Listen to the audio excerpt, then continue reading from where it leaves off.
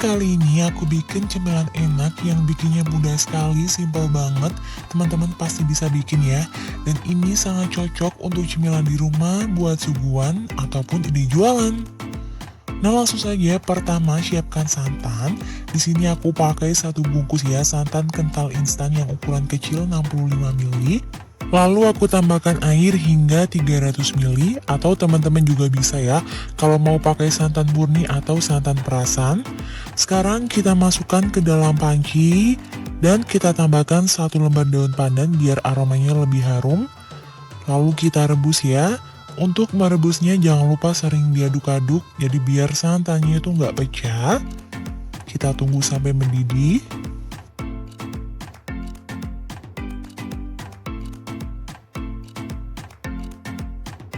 Nah, ini udah mendidih, sekarang bisa langsung kita angkat, lalu diamkan hingga hangat.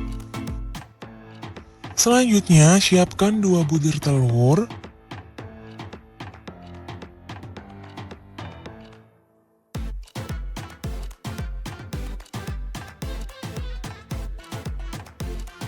Kemudian tambahkan 7 sendok makan gula pasir.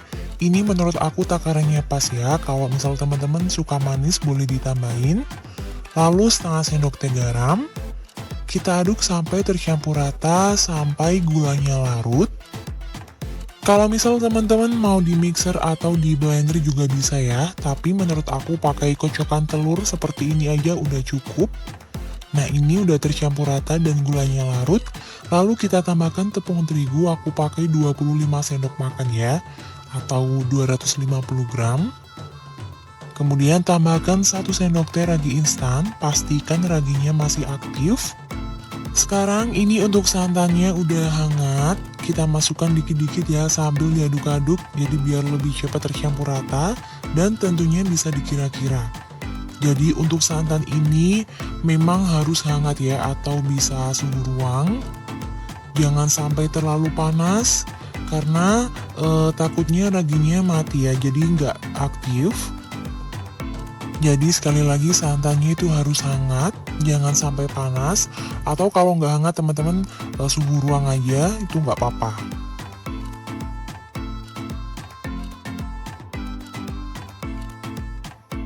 Selanjutnya, di sini aku tambahkan perasa matcha ya, kurang lebih 1 sendok teh atau secukupnya. Ini opsional, boleh di skip, boleh original aja, atau bisa diganti dengan perasa pandan atau yang lain, jadi selera. Dan terakhir, kalau bener-bener udah tercampur rata, kita masukkan mentega yang udah dicairkan. Aku pakai 50 gram. Aduk kembali sampai bener-bener tercampur rata, sampai tidak ada mentega yang mengendap. Jadi harus benar-benar tercampur rata.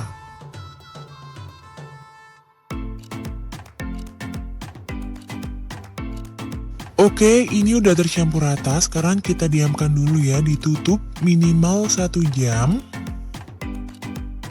Sambil menunggu 1 jam, di sini aku siapin untuk toppingnya. Aku pakai selai coklat dan juga keju yang udah aku potong kotak-kotak.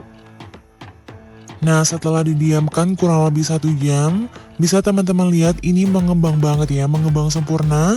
Bisa kita aduk-aduk dulu, jadi biar udara yang terperangkap di dalam adonan itu bisa keluar. Oke, ini untuk adonannya udah siap. Jangan lupa sebelumnya untuk memanaskan cetakan, aku pakai cetakan bulat-bulat seperti ini, atau bisa juga ya pakai cetakan apem. Jadi pastikan untuk cetakannya ini harus panas, baru adonannya bisa dimasukkan. Nah, ini kan udah panas banget. Pertama, untuk adonannya ini aku masukin separuh dulu, karena nanti kita beri isian ya, jadi kita masukinnya itu separuh dulu. Untuk apinya pakai api sangat kecil, jadi biar bawahnya itu nggak gosong, biar matangnya itu merata.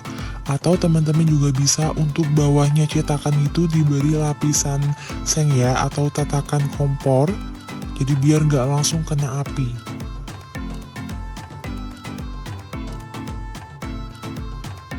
Nah, kalau udah, sekarang kita tambahkan ya isian secukupnya. Ini pertama aku pakai isian keju dulu.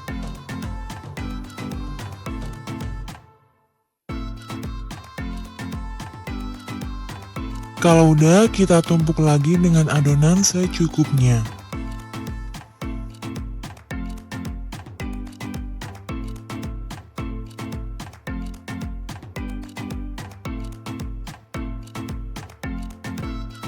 Kalau udah, sekarang kita tutup dulu kurang lebih 10 menit pakai api sangat kecil. Nah, ini setelah 10 menit udah matang. Untuk atasnya ini aku beri olesan mentega secukupnya, jadi biar lebih gurih ya.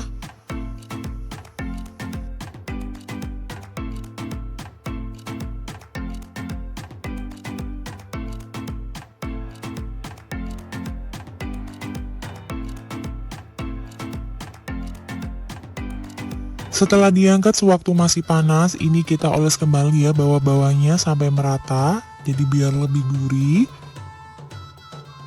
Sekarang kita lanjutin lagi, lakukan hal yang sama seperti ini sampai selesai. Jadi seperti tadi, kita masukin dulu separuh.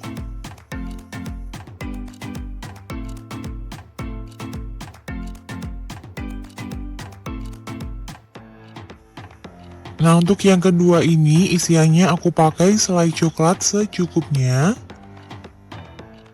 Jadi sekali lagi untuk isian ini selera ya teman-teman. Teman-teman bisa di-mix pakai selai coklat sama keju atau dimakan tanpa selai itu sebenarnya udah enak ya teman-teman. Tapi pakai selai ini menurut aku tuh lebih mantap. Kalau udah, sekarang atasnya kita tumpuk lagi ya dengan adonan secukupnya. Nah, kue ini tuh sebenarnya mirip kayak kue pukis atau kue cubit, cuman di sini aku modifikasi. Kalau di daerah teman-teman namanya apa, langsung komen di bawah ya. Tutup kurang lebih 10 menit pakai api sangat kecil. Nah, ini setelah 10 menit udah matang. Jangan lupa ya setelah diangkat oles kembali dengan mentega sampai merata jadi biar lebih gurih. Sekarang kita coba yang isian selai coklat dulu. Teksturnya itu lembut, empuk banget, rasanya enak banget, manisnya pas.